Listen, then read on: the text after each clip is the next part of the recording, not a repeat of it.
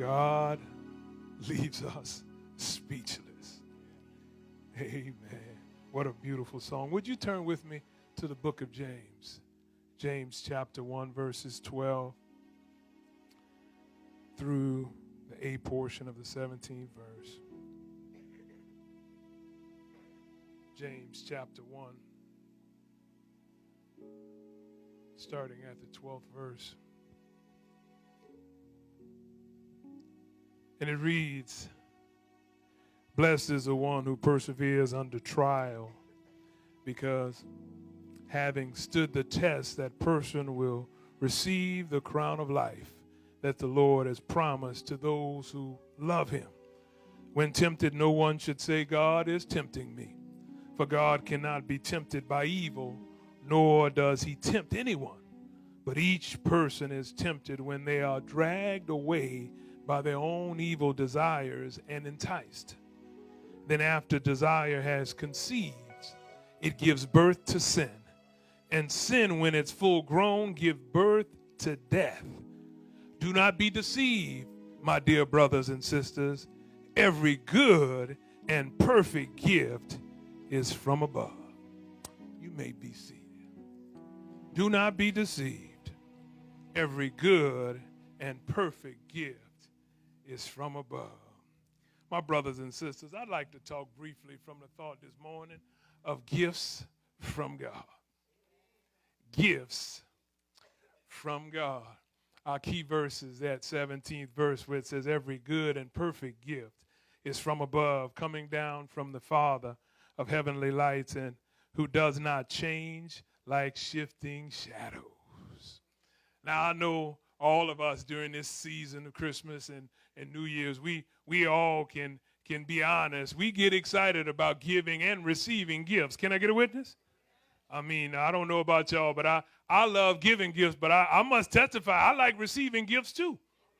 I mean, I like receiving gifts. I mean, now sometimes you get gifts that are good, and sometimes gifts that are not so good.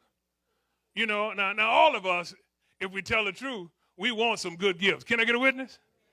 Now I know some of y'all, when you get to a point, you really want to take care of other people, and you're not looking for it. But if they're going to give you one, at least it could be a good one. Can I get a witness? Now, the reality, y'all, we really can't tell whether or not a gift is good until we open it. Now, there are sometimes, though, when we know that the gift is good before we open it. Not because we know what's in it, but when we know who it came from.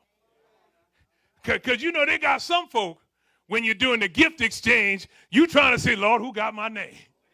Oh, you know how it is, because you won't know who to pull your name. Because there's certain people, when they get your name, you get excited because they're known for good gifts. Can I get a witness? Yeah. See, in my house, my daughters like to give good gifts, y'all. Yeah, they like to give gifts. Now, the reality, I got two daughters, but the one who I really look for a gift from is Janelle. Yeah, because, like I said, they both have a reputation of good gifts, but Janelle the only one who has the resources and the reputation to give good gifts. So when I see a gift from her, I get excited before I see what's in it because of the reputation and what I know about her resources. Y'all, that's what James was trying to tell us in this text, y'all. When he said every good and perfect gift comes from God, you ought to know it's good because of his reputation, y'all. Yeah, because God is known for giving good gifts, y'all. And you ought to know that it's good not only because of his reputation, you ought to know because of his resources, y'all. The cattle upon 1,000 hills belong to him, y'all. He controls every aspect of this world, this universe, and everything he created, y'all. So you ought to know when you get a gift from God that it's going to be good because who it came from. See, in this text, James is the half-brother of Jesus. And this whole book of James is really a book of wisdom and instruction for us. He was speaking to early Jewish believers, and he was trying to get them to really understand a focus on living wise and godly behavior.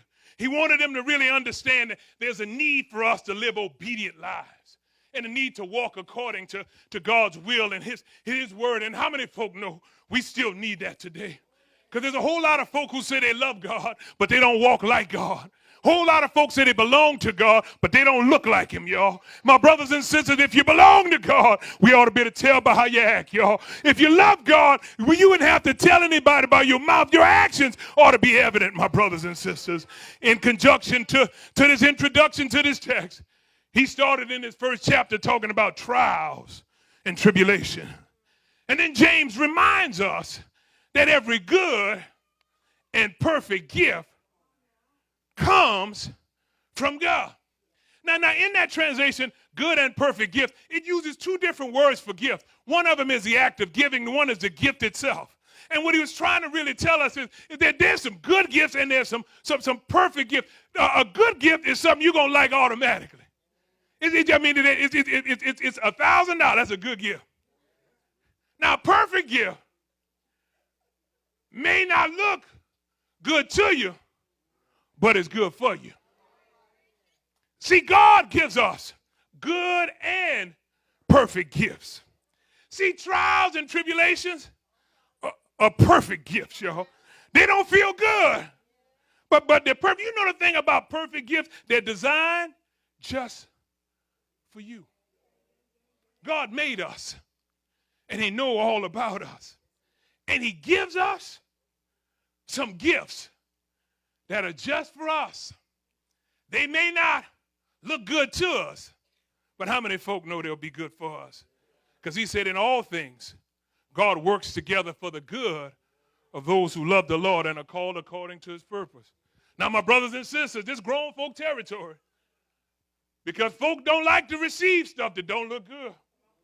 Folk don't like to receive it. He started off, he said, look, you got to count this all joy when you fall into diverse temptation, because you know that the testing of your faith produces perseverance, and let perseverance finish its work so that you may be mature and complete, not lacking anything. My brothers and sisters, the challenge for us is we got to learn to unwrap some perfect gifts. We got to learn to unwrap the perfect gift. They may not look good, but you got to unwrap them so that they can be good. God's reputation and his resources are behind it. God gives us exactly what we need. Do you think God falls short in giving you what you need? Does God have a reputation of not giving you what you need? He gave us his only son. How much more of a reputation of giving does he need? He has the resources to do what he needs. Now, here's the hard part when we're dealing with these gifts that don't look so good initially. God purposes trials to occur, and in them, he also allows some temptations to happen. But he promised y'all not to allow more than any believer can handle or ever deal with. Anybody grew up and say, they say, the Lord don't put no more on you than you could bear. In Scripture, 1 Corinthians 10 and 13, it says, God is faithful. He will not let you be tempted beyond what you can bear. But when you're tempted, he also what? Provide a way out. So you got to understand that there's trials and temptations. Now, God gives us trials and tests. But he don't tempt us, y'all. That's what the text told us. He don't tempt us. The temptation comes because of our evil flesh and the enemy. The lust of the flesh are things that tempt us, and the devil will tempt. God won't tempt us. You know the difference between a test and temptation. A test is designed to prove what's right. Temptation is designed to get you to do something wrong. God will test you, but he'll never tempt you. So you got to understand why you're going through. But the challenge we face sometimes, when we're going through trials, how many folk know temptations show up? Oh, yeah, they kind of go hand in hand. Yeah, temptation is on the other side of trials.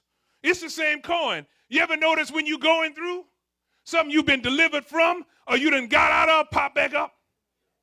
Some of you say you wasn't going to do no more while you're having hard times. All of a sudden, it seemed like it made good sense to do. My brothers and sisters, I want to talk today about how to handle gifts that don't seem good, but that will be good. Now y'all know, you ever got a gift and you open it and you look on the box and see that it's going to be trouble because there's a sticker that said assembly is required. Come on, how many folk, when you see that, you're like, oh, Lord. If you got kids and you're like me and you're not mechanically inclined, I'm like, why would people buy something that ain't put together? Yo, that's what happens when we go through trials. We know God is good, but we got to remember that we could get some good out of it, but there's some assembly required. It takes some work. James told us in verse 13, it said, blessed is the man who perseveres under trials, because having stood the test, that person will receive the crown of life that the Lord promised to those who love him. My brothers and sisters, look at somebody and say, it takes some work. There's somebody right now been holding a perfect gift. It comes in the form of trials and tribulations. And you're wondering why you have to deal with what you got. In fact, you've been trying to say that it don't belong to you. You've been giving the devil credit for what God has blessed you with. You better stop right now and say, oh, wait a minute. It looks like a gift. It looks like a gift. Sometimes we go through some stuff, y'all, and we want to rebuke the devil for what God has allowed to happen in our life because it's designed to make us better. You know when it tell us to persevere is because what we're going through going to be severe. Per means just to go through. So how you going to persevere if you don't go through severe stuff? My brothers and sisters, I come by to tell us we got to learn how to handle these gifts because they're perfect, but there's some assembly required. Can I give you 3 things that we need to do to handle these gifts and get out the way? The first thing is you can't re-gift it. You can't re-gift it. You can't ignore it. You got to learn to put it together. You can't re-gift it. Yo, we have a tendency to want to give stuff away that we don't like. Y'all know how it is. Some of y'all got some gift this year. And you already made up your mind. I ain't going to open it. I'm going to give it to somebody else. Because you don't want it. You don't like it. And so you done made up your mind, you're going to give it away. Now, we laugh about that, about these Christmas gifts. But some of us, when we go through trials that make us sad and make us angry and make us discouraged, you know what we do? We re-gift it because we pass on anger. We pass on sadness. We pass on bitterness, y'all, because we are re-gifting what we're going through. I come by to tell you that every good and perfect gift comes from God, and you can't re-gift it. My brothers and sisters, you got to deal with it. You got to remember in the midst of going through this that God is blessing me. We got to be careful, y'all, because even in the church, hurt people hurt people. That's just folk re-gifting what they're going through. My brothers and sisters, I come by to tell you that you can't re-gift it. It's a perfect gift for you. Now, here's a sad reality. How bad is it for me to miss the gift God has for me and then also hurt you? That's a double loss. I miss what God had for me in it. You got to learn to look at things differently. You got to look at it when the trial comes, knowing that it comes from God. That's what James said when he came out in that 16th verse. He said, do not be deceived. Because we have a tendency to think that God is not with us. That's why I said, don't be deceived. Every good and perfect gift comes from God. Because a lot of folk been walking around here thinking that they've been plagued by the devil. And they've been deceived. God has a trial in your life, but it's not designed to tear you down. It's designed to build you up. But we got to learn to handle it, y'all. So you can't re-gift it. Look at somebody and say, you can't get out of the way. Yeah, you can't get away. Second thing is you gotta deal with it. You can't ignore it. Some folk just gonna leave the gift right there. You don't want to deal with it. You try to ignore it. But how many folk know you can't ignore trials? James said in verse 12, blessed is the one who perseveres under trials, because having stood the test, that person will receive the crown of life. Y'all, we have to go through it. You have to go through it. Here's the key. But you go through it following the instructions. You got to go to God. If he give you the trial, he'll give you the way out of the trial. The trials come to make us strong. Andre Crouch said it in a song and said, if I didn't have a problem, I wouldn't know that God could solve them. But through it all, I've learned to trust in Jesus. I've learned to trust in God. My brothers and sisters, I went through one of the hardest things I had to go through this past year. Man, I lost my first grandchild. Man, I was so excited. I had preached down in Lake Charles, and afterward they invited us by Marnique's dad's house, and they came out with a sign with the birth date of when the baby was going to be born. And I cried like a baby. Man, I cried. I was just so excited. I was so happy, and I was happy for them, and I was happy for me, Joe. I was like, boy, I'm going back. I'm going to get him a basketball. We're going to be playing. I can't wait. I'm getting him started early in AAU. I got everything. I got it planned. We're going to be ready. I'm going to be like Ken Samuels at a football game. You know, Ken had all his grandkids games. He take all kind of pictures. I mean, I'm ready. It was my turn. It was my turn. Y'all been watching brothers do it. It was my turn. And then Hurricane Harvey come. In the midst of all that, we way in Dallas and get a call and the baby died. Y'all, it got me. Now I preach the gospel. I'm filled with his spirit. But y'all, it hurt. Y'all, and I tried to ignore it. But how many folk know pain that you ignore don't go away? No, you know what pain that you ignore do? It pushes you towards your temptation. See, I wondered why all of a sudden I went back to overeating, y'all. See, I gained weight again during that time. Stuff I had been delivered from, I got tempted and I went back to. And I was blaming it on the temptation, but it was really rooted in my inability to deal with my trial. You can't ignore it, y'all. It wasn't until they had their memorial service. I didn't know about, doing a memorial service for a baby that was that small that you do.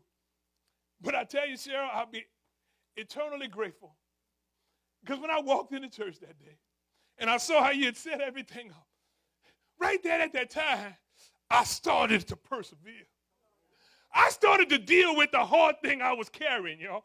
Greg was hard, but I wasn't dealing with it. It wasn't until that day when I saw it there, I started to deal with what I had been carrying for a long time, y'all.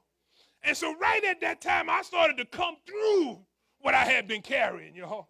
But how many folk know whether you deal with it or not, it's still a weight, y'all? And the weight was weighing me down. It wasn't until I started to deal with it, I realized how the devil was dealing with me. I realized that my trials had pushed me to some temptation. And I realized right at that time, not only if you're going to ignore, you can't ignore it because you got to go through the trials, you got to learn to resist the temptations while you're going through. In verse 14, it said, but each person is tempted when they are dragged away by their own evil desires. Then after desire has conceived, it gives birth to sin. And sin, when it's full grown, gives birth to death. My brothers and sisters, you can't ignore it. You got to deal with it. You got to go through it, and you got to learn to resist temptation while you're going through. It don't mean it's not hard. I didn't come by to say it's easy. I come by to say you got to know who's behind it. Realize that God's reputation is behind this. So I'm fighting through, but I ain't fighting a losing battle. Joe, it's a fixed fight because I know God is able to see me through. Oh, I'm unwrapping this gift not because it's easy. I'm unwrapping it because I know there's a blessing on the other side. So you got to fight through and not go toward the temptation. You can't re-gift it. You can't ignore it. But you got to learn to assemble it. You got to learn to put it together. Now, the reality, it comes to you dismantled. It does come dismantled when you get a gift like this. It's dismantled because it's filled with discouragement. It's filled with distractions. It's filled with disillusionment. It's filled with disappointment. My brothers and sisters, it's filled with a distant feeling about a relationship from God. It comes disassembled because it's designed to separate you if you don't allow it to connect you to God more.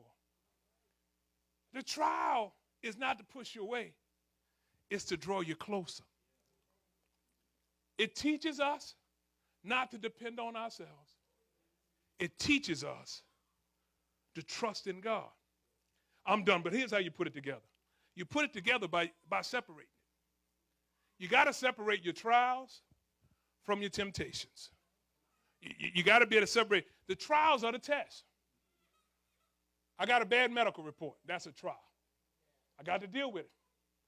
I got a bad relationship issue. That's a trial. Lost my job. That's a trial.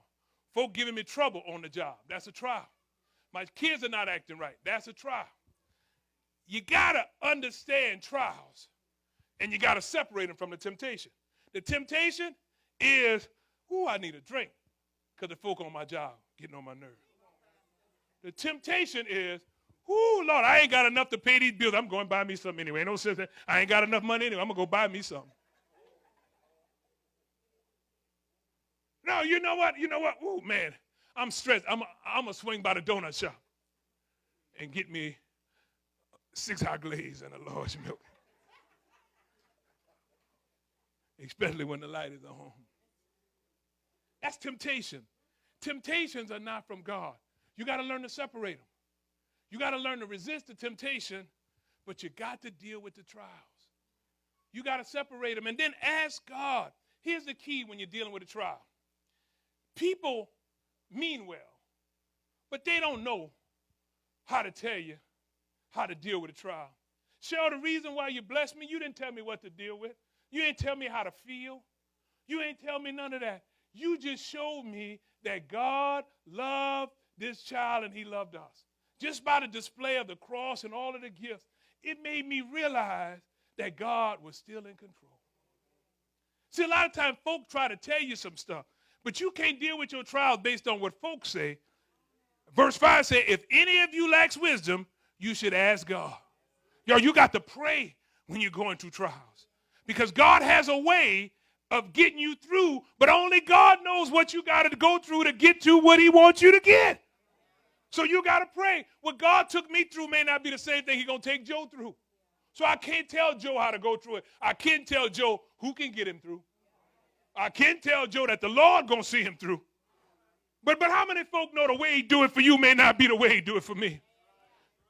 But what you got to testify to is the fact that God will see you through.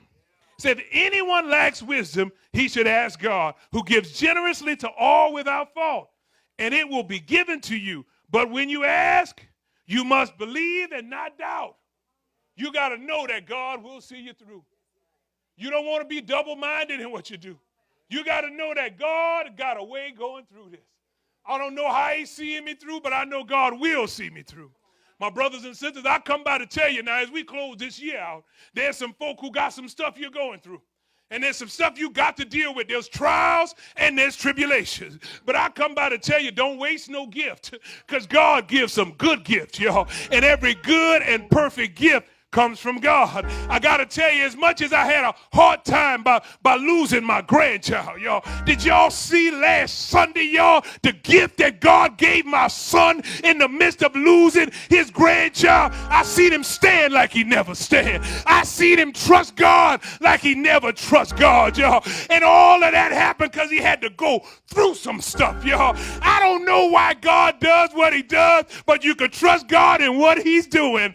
God's got something up for you, my brothers and sisters. As you go through your trials, don't quit on God, because he won't quit on you. But you got to learn to press through, y'all. Every time you're fighting through, you got to realize, wait a minute, this is from God. And every good and perfect gift, it comes from God. And God's got a way of seeing us through.